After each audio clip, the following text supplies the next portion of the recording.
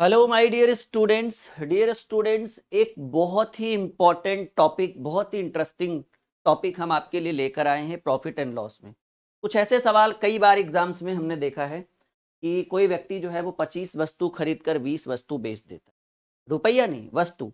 25 वस्तु उसने खरीदा एक फिक्स अमाउंट में, 25 प्रोडक्ट्स या कहिए 25 वस्तु उसने खरीदा और बेचने में आया तो वो 20 वस्तु बेच दिया। तो वही आपसे पूछा जाता है कि कितने का लाभ हुआ, कितने कितना लाभ हुआ, और फिर पूछेगा कितना प्रतिशत लाभ हुआ। तो इसको एकदम ईजिली तरीके से हम पढ़ने वाले हैं, जैसा कि एक सवाल भी आपको स्क्रीन पे दिख रहा है।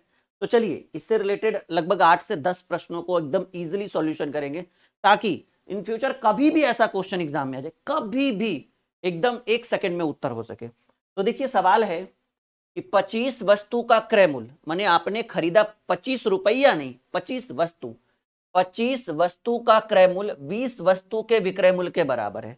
यानी मान लीजिए, मतलब एक मानकर चलिए कि मान लीजिए आपको घर से मिला 100 रुपया। ये फिर कहीं पे लिखा हुआ नहीं है, ये बस मानकर चलिए, सीखने के लिए, समझाने के लिए।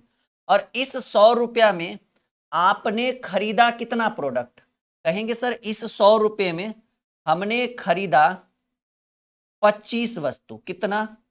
25 प्रोडक्ट, रुपया नहीं, 25 वस्तु। और जब बेचने की बारी आई, मान लीजिए हम 100 रुपया लेकर गए और मार्केट से 25 वस्तु या 25 पेन खरीद कर लेकर आए, और मान लीजिए रास्ते में हमारा दोस्त मिल गया और वो कह रहा है कि ये पेन बहुत अच्छे हैं, मुझे दे दो। तो हमने उसको बोला कि 100 रुपये में 20 देंगे, मतलब अमाउंट फिक्स है। इसी 100 रुपये में आपने खरीदा 25 वस्तु और आपने अपने दोस्त को बेच दिया 20 वस्तु। तो अगर 25 रुपया में खरीद कर 20 रुपया में बेचते तब तो हानि, लेकिन सवाल है कि आपने 25 वस्तु खरीदा और उसी अमाउंट पर अपने दोस्त को 20 ही वस्तु दिया। सोचिए, मानकर चलिए कि आप 100 रुपया लेकर मार्केट गए थे और इस 100 रुपया में आपने खरीदा 25 सामान, और जब रास्ते में आपका दोस्त मिला उसको आपने 100 ही रुपए में, अमाउंट फिक्स है, आपने दे दिया 20 सामान। तो ऐसे में आप कहेंगे कि सर ऐसे में तो लाभ हो गया।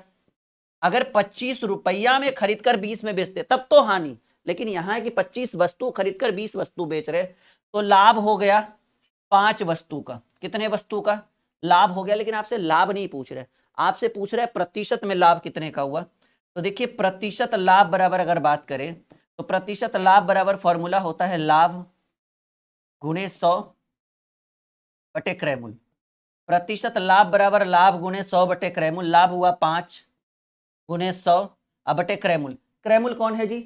आप बताइएगा। आपको एक चीज पता होना चाहिए कि जब लाभ होता है, जब लाभ होता है तो क्रय मूल्य छोटा। कॉपी में नोट करिएगा कि जब लाभ होगा तो क्रय मूल्य छोटा, और जब हानि होगा तो क्रय मूल्य बड़ा।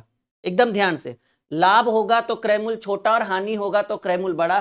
फिलहाल लाभ हुआ है तो आप इसको नहीं लिखेंगे, भले ये क्रय मूल्य जैसा लग रहा है लेकिन रुपया थोड़ी है, ये तो वस्तु है भाई।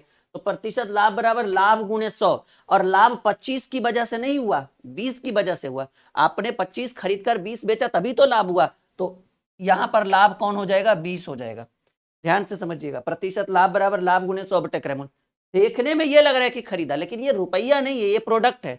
25 प्रोडक्ट खरीदकर आप 20 प्रोडक्ट बेच रहे, तो 5 प्रोडक्ट का प्रॉफिट हुआ। तो ऐसे में प्रतिशत लाभ बराबर लाभ गुणे 100 बटे क्रय मूल्य।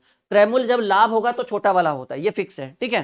तो ऐसे कंडीशन में 20 पचे 100, 5 पचे 25% का लाभ हुआ। उम्मीद है कि ये क्वेश्चन आपको एकदम 100% 100% समझ में आया होगा। 25% क्या मिला आपको? कहेंगे गुरुजी 25% हमें मिला प्रॉफिट। याद रखिएगा, एक बात मैं फिर से बोलूं, एकदम कॉपी में नोट कर लीजिए कि लाभ होगा तो क्रय मूल्य छोटा होता है। ऐसे भी सोचिए ना, लाभ 25 की वजह से हुआ कि 20 की वजह से? 20 की वजह से ना, क्योंकि आप खरीद कर लेकर आए 25 और दे रहे हैं उसको 20, उसको चिपका रहे हैं 20 ही प्रोडक्ट, तो 5 प्रोडक्ट का लाभ हुआ। प्रतिशत लाभ बराबर लाभ गुणे 100 बटे क्रय मूल्य। चलिए, फिर वही सवाल कि 12 वस्तु का क्रय मूल्य 16 वस्तु के विक्रय। इस बार देखिए, आपने फिर से मान लीजिए कि आप 100 रुपया लेकर घर से निकले। मानकर चलिए, प्रश्न में कहीं लिखा हुआ नहीं है, आप 100 रुपया घर से लेकर निकले और 100 रुपये में आपने खरीदा कितना वस्तु? 12 वस्तु, ठीक है। और उसी 100 रुपये में जब आपको बेचने की बारी आई तो आपने बेचा 16 वस्तु। सोचिए, आपने खरीदा 12 प्रोडक्ट और आपको सेल करने की बारी आई तो आपने बेचा 16 प्रोडक्ट। तो 100 रुपये में आप 12 खरीद कर दे रहे हैं 16, वो कहते हैं ना घर से घटा।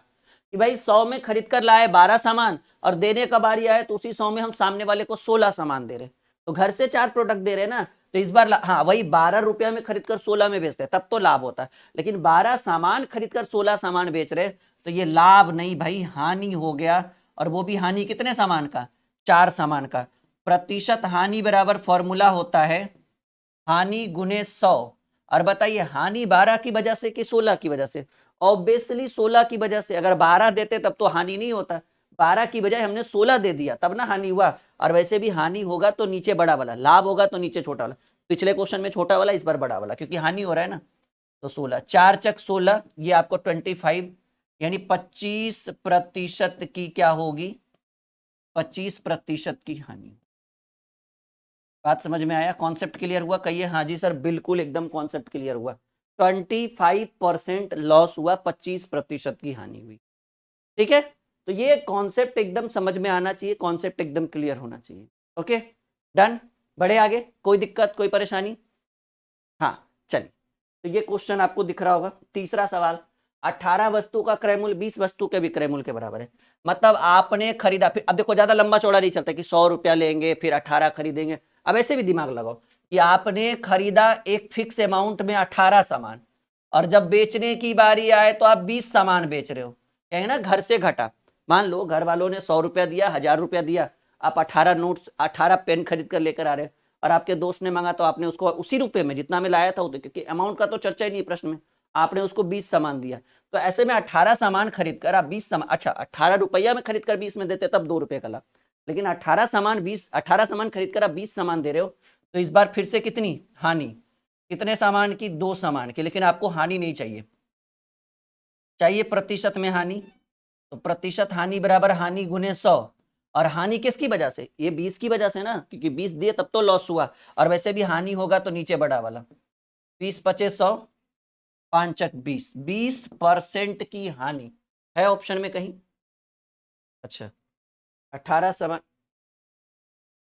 18 वस्तु का क्रय मूल्य 20 वस्तु के विक्रय मूल्य के बराबर है, तो प्रतिशत हानि, तो आपने खरीदा 18 बेचा 20, तो हानि हुआ 2, अच्छा 4 लिख दिया हमने, ओहो। प्रतिशत हानि बराबर हानि गुने 100, और यह हानि किसकी वजह से, 20 की वजह से ना, क्योंकि आपने 20 प्रोडक्ट दिया, तो 20 पचे 100, वही लगा कि ऑप्शन कैसे मिस्टेक हो गया अभी। 10% का लॉस हो गया, 10% की क्या, अच्छा 10% की। मैं ये भी मेंशन करना चाहूंगा आपको कि 10% की हानि। अगर आप हमारे एप्लीकेशन को आपने इंस्टॉल नहीं किया तो कर लीजिएगा, क्योंकि उसके ऊपर एक बहुत ही ट्रेंडिंग बैच चल रहा है अभी, फाउंडेशन बैच, ठीक है। और इस तरह के बहुत सारे ट्रिक्स चाहिए तो ये वाला ब्रह्मास्त्र बुक मंगा लीजिएगा।